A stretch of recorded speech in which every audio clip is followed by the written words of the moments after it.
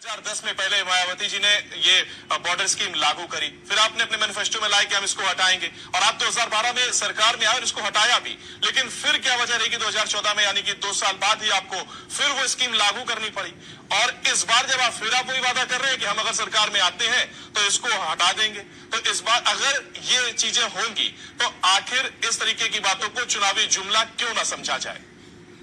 बड़ी जिम्मेदारी के साथ मैं आपसे कहना चाहूंगा कि पुलिस को मैं व्यक्तिगत रूप से, क्योंकि मैं एक अधिवक्ता भी हूं, तो मैं व्यक्तिगत रूप से पुलिस को किसी भी राजनीतिक हस्तक्षेप से दूर रखने की कवायद में रहता हूं। बिल्कुल, वो होना। पुलिस किसी राजनीतिक दल का संस्थागत हिस्सा नहीं है। पुलिस एक संवैधानिक इकाई है जो कि हमारे समाज को सीधे सीधे प्रभावित करती है और समाज से सीधे सीधे उसका संबंध होता है। और ये पुलिसकर्मी भी हमारे आपके परिवारों से निकल करके ही खाकी वर्दी धारण करके पुलिसकर्मी बन जाते हैं।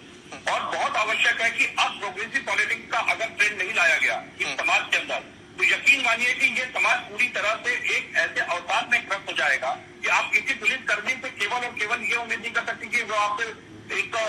शिष्टाचार के रूप में आपसे बिहेव करे या हमेशा वो आपको आपके अनुकूल, क्योंकि जब पुलिस के पास आप जाते हैं तो समस्याओं के ग्रसित होने के बाद ही अक्सर जाते हैं, जो कि आम धारणा है। मनोवैज्ञानिक आधार पे भी अगर आप देखेंगे तो जो साइंटिस्ट ने या जो वैज्ञानिकों का आधार है, पुलिस कर्मियों की औसत है 15 से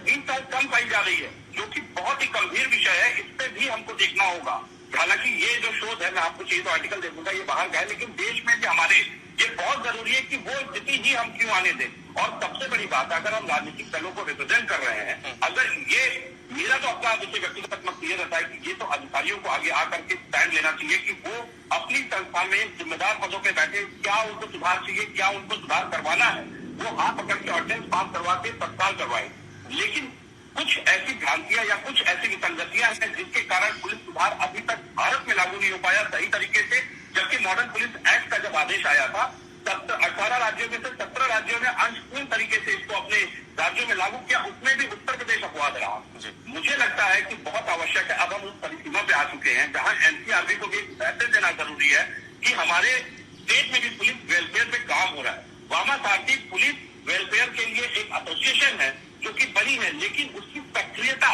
मुझे लगता है उस पर भी काम करने की बहुत जरूरत है। मैं चाहूं तो देखिए, जैसे कि हालांकि उम्र में बड़े हैं, मैं नहीं चाहता लेकिन इस विषय का राजनीतिकरण करना, क्योंकि लाखों हजारों आंखें आज शायद आपको देख रही होंगी इस मंच पे बैठ के कि पुलिस सुधार की दिशा में क्यों बात हो रही है। लगातार 4 वर्षों से हम सोशल मीडिया के माध्यम से